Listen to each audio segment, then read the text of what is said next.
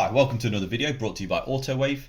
In this video we're going to show you how to carry out a lost key on a BMW X5 with a CAS system. This particular vehicle is 2013, but this same method applies to many BMWs using the CAS system. So for this job we had to remove the ECU, which was actually located on the passenger side near the suspension turret, and that's to obtain the ISN and remove the CAS unit. Now we know it's a CAS 3 system and we know we're going to need the ISN. So the first thing to do is to obtain the ISN from the ECU. We're going to be using an Autowave key, AUT RK0010. Now for this procedure we'll need the basic module, which comes with the OBP adapter, and we'll also need the ISN module and the CAS 3 module. You can buy all these authorizations from Autowave. In addition to this, we've got one of the DME adapters, and this is to make reading the ISN easier. There's a lot of adapters available, and I'm going to show you how to establish which adapter you require.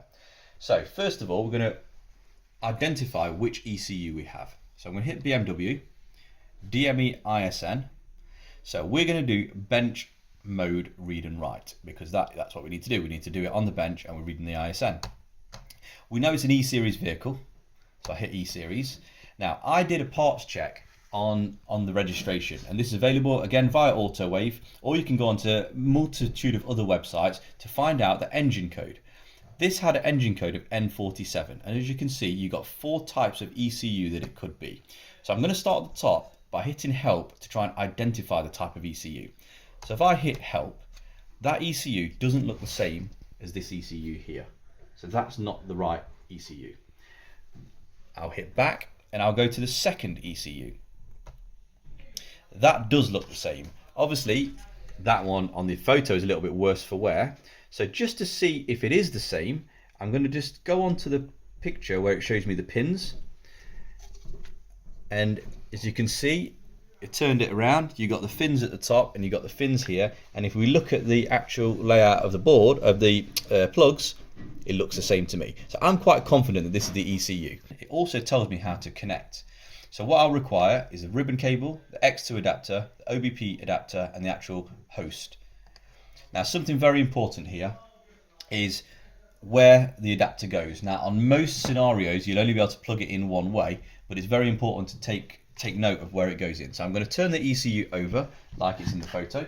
I'm going to remove my X2 adapter, and what I'm going to do is I'm going to plug it on exactly how is showed in the image, which looks to me like that. Put a little bit of force on, and now that's clipped into place nicely. In addition to that, I'm going to go to the next screen, and you see here it tells you to join the CAN connectors. So on my OBP adapter, the only reason you'd need to join the CAN connectors is when you're reading the ISN. So I'm going to take that little jumper out, and I'm just going to carefully put it over the 2, so we have that there. Now what I'm going to do is I'm going to connect a ribbon cable, as you can see on the screen. I'm going to connect a ribbon cable to my adapter here. Again, this ribbon cable is included with your basic host, and then I'm going to just connect it in there. Right, so that's connected. Now I'm going to go back out of that help, because I've seen help 4 of 4, and I'm going to go ahead and read the ECU. So that was the one that I need. Now we can identify. I will, for the purpose of the video, just use this function, and this will identify the ECU. Please connect the ACDP, which we have. I hit OK, it's logging into the system. And there we go, it's identified the series number, hardware number, and some other info. So I'm confident that I've connected into the ECU correctly. Now I'm going to hit OK. And it always saves the data, whether it be a log file or the actual file that you're reading. So it's good to take a little screenshot of that. Now I'm going to read the ISN. So again, please connect the ACDP. Now, just like to note, I've got a solid internet connection, solid Wi-Fi. I'm using the Bluetooth adapter that I bought, an ACDP Bluetooth adapter. That's why my system is running very fast and very stable. So this is going to save the EEPROM data because it's read the EEPROM from the ECU. When it says uploading data, what that means is that it's saving the data. That's ACDP's way of saying it's saving the data, and that gives me the file location. Now I've got the ISN.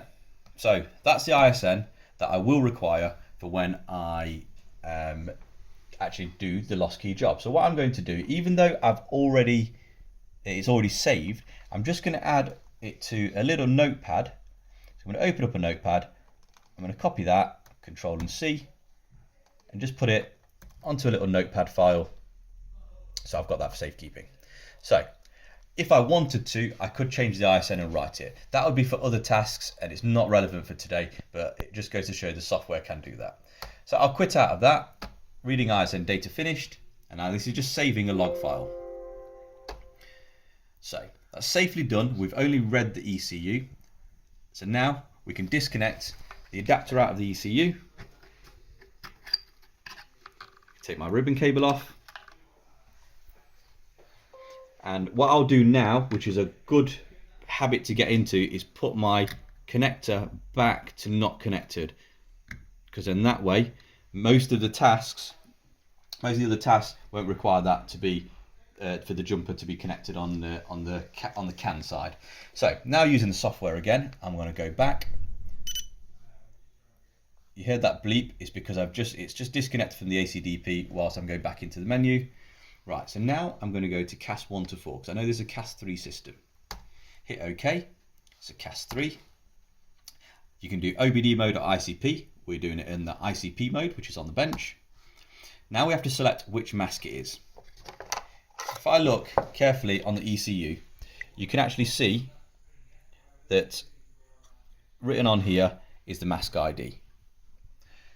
And you can see that it's a OM23S. So I'm going to select this one.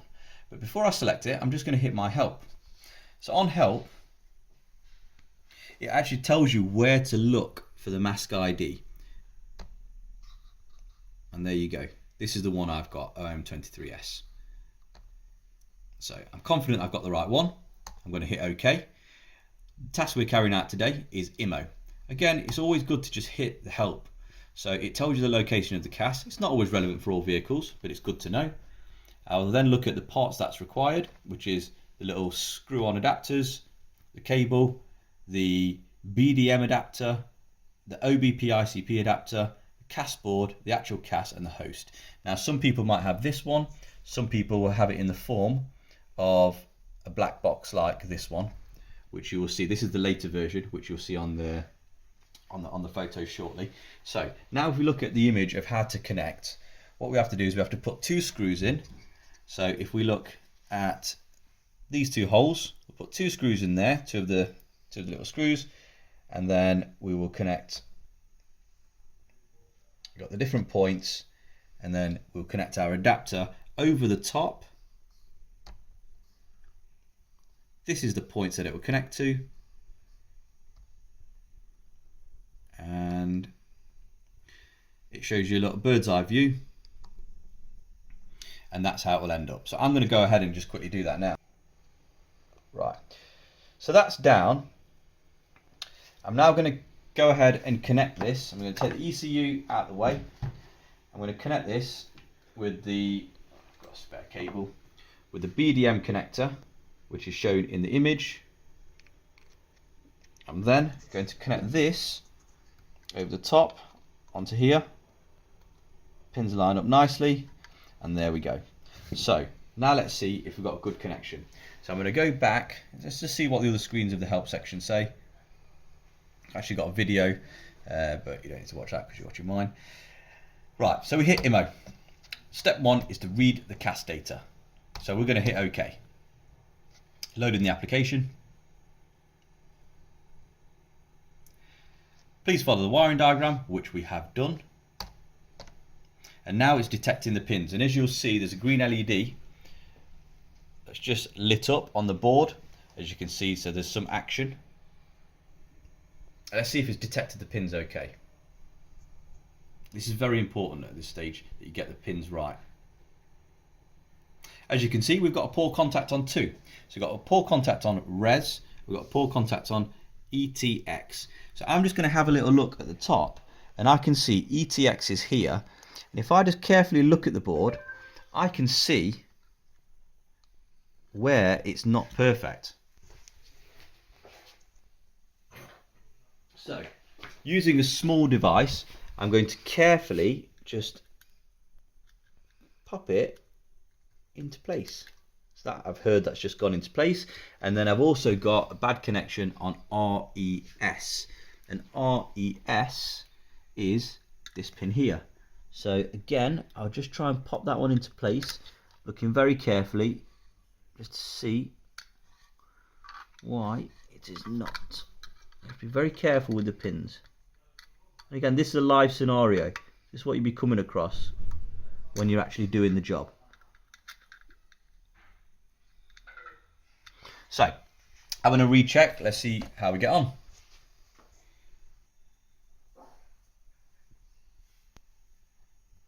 And there we go. So we got a good pin contact. And this is obviously a live scenario. We've not paused the video. We're just showing you exactly what can happen in a live scenario. So now I'm going to hit OK. That's all connected, and I'm not going to disturb this now because I know that I've got this in the right place. So that's going to stay exactly how it is. You've got the green LED on, and now what it's doing on the screen is decoding the memory.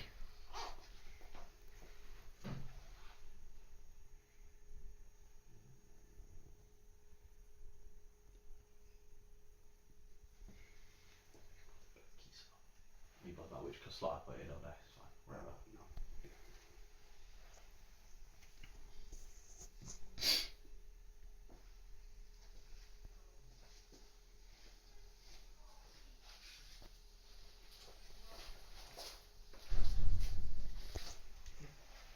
Right then, so as you'll see, it's got the vehicle information, it's got the chassis number, the mechanical key code, the mileage and remote frequency. And it also shows that it's a CAS 3 plus ISTAP version, which in actual fact is not always safe to do via OBD.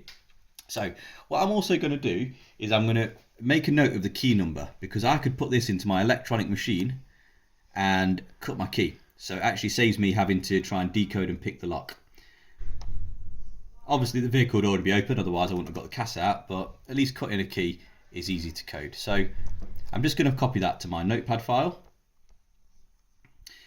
Hit OK, and what this is going to do is just save in the file. So as you can see, it says here original, and it's actually got a date and time stamp because it's 12:32 on the 16th of April, and then it's got a log file. So now I have read the CAS data. I'm going to generate a dealer key. So if you hit OK, we are in all keys lost mode now. This is something that comes up very often. All keys lost, try 16 or 64 times. I just wouldn't bother recommending doing that. If you do it this way, it's going to work first time, every time.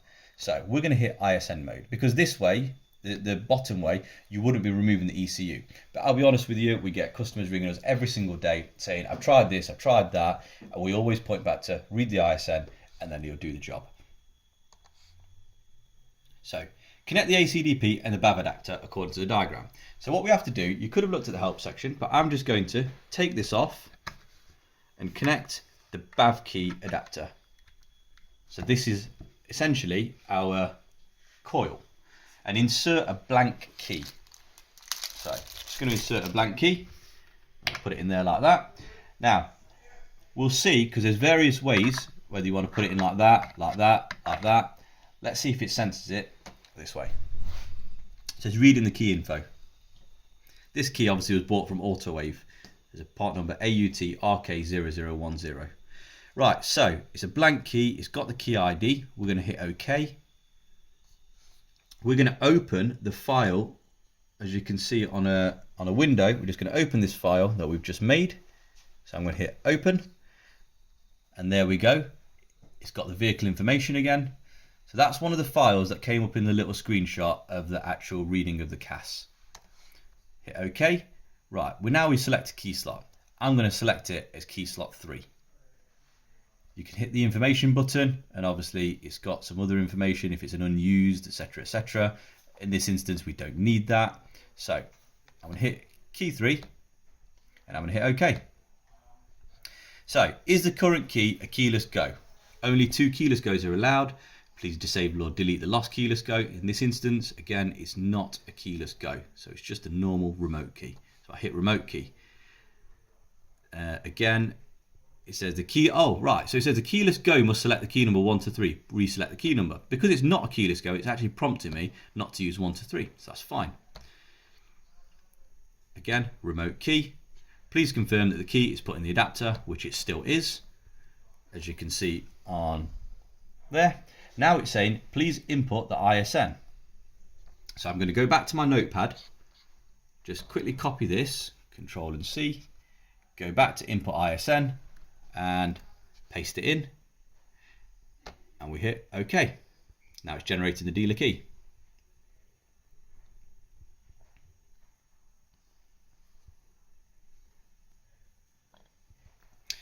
Please save the CAS data. This data containing the info or program key. Please start the car with the new key. So this is where there are differences of opinion. However, I'll tell you the way that is the most successful based on our feedback and our personal experience. So I can hit OK. Now, as you can see, it's saved files.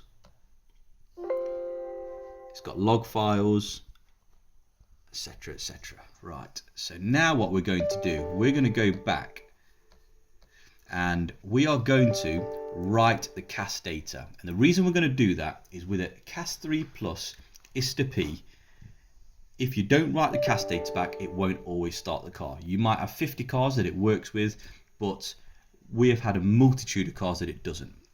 So we're now going to write the CAS data. So we're going to connect back here.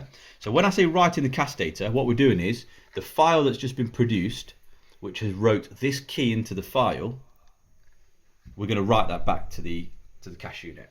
So everything's connected back in. I'm going to hit OK. It's going to detect the pins again. Just one thing I didn't mention is we've got external power to our ACDP host.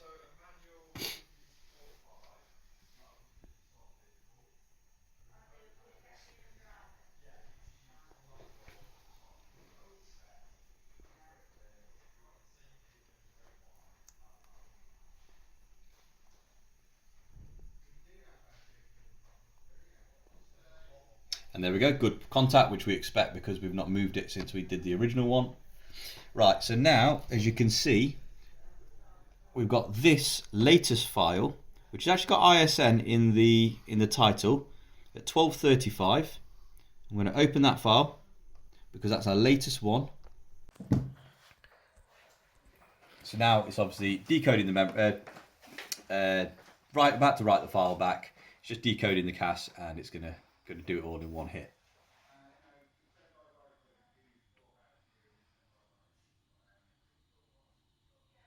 Here we go, writing EEPROM data.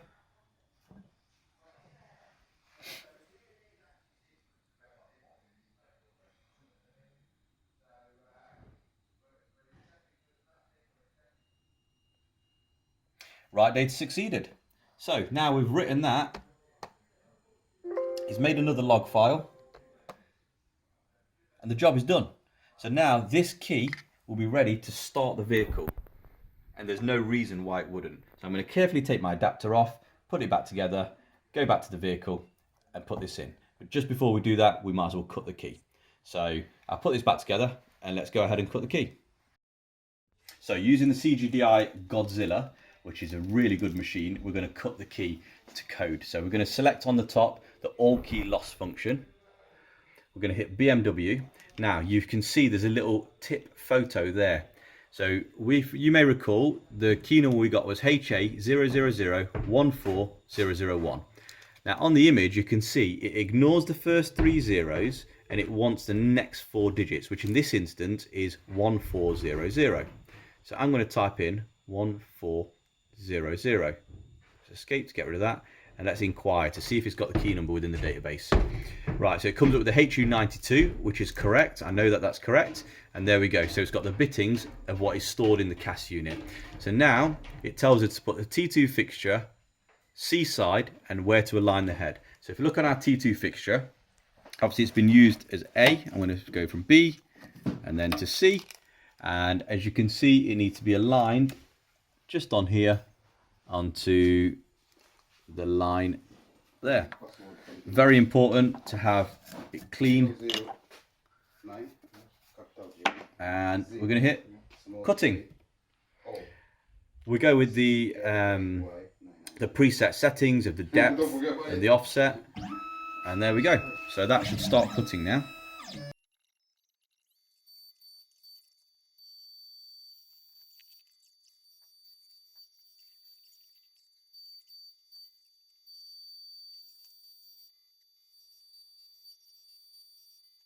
Let's cut one side. Just going to clean this off. Get my wire brush on it, trusty wire brush. Hit OK on the top. I can see that it resembles, so I'm quite confident that it's a good cut. And now I will just turn the key over and do the other side.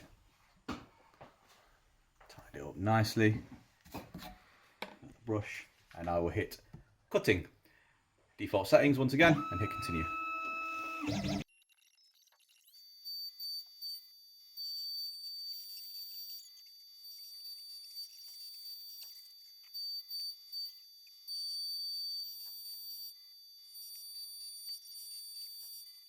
Right then, so the key is now cut.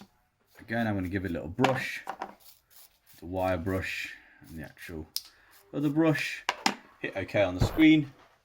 I can verify that both sides look good. Really impressed with the CGDI Godzilla. And now that will be ready to go into the door lock, as long as the door lock's not been changed. Thanks for watching. Please subscribe to our channel, and all the products are available at www.autowave.co.uk.